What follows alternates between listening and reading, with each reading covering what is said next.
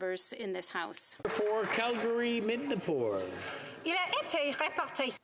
It was reported yesterday that street gangs in Montreal defrauded Canadian taxpayers and used the Canadian Emergency Response Benefit in order to buy illegal guns.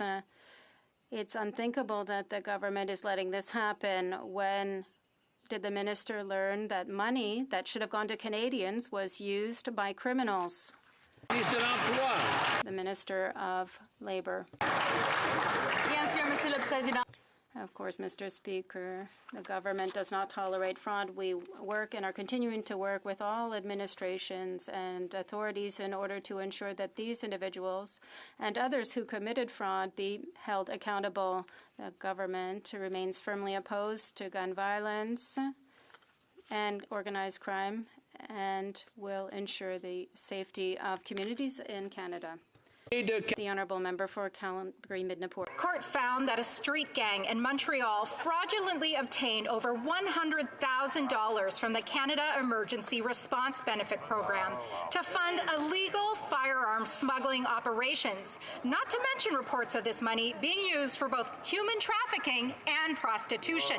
How could the government not take immediate action instead of funding organized crime with taxpayer dollars? Of Employment. Our government has zero tolerance for fraud. We have and will continue to work with all appropriate jurisdictions and authorities to ensure that these individuals and others who committed fraud are held accountable.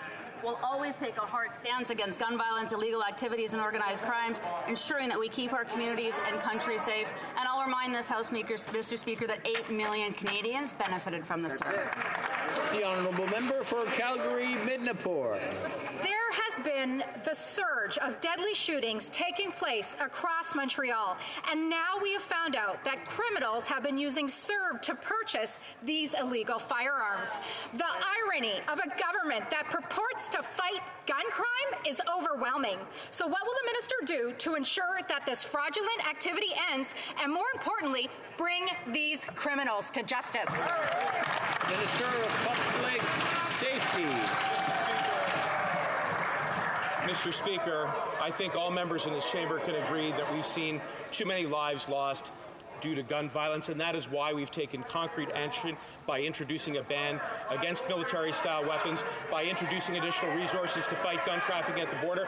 The only question that I have now is when will the Conservatives get on side and actually take the action that is necessary to reduce gun violence? Let's get the guns off our streets, Mr. Speaker.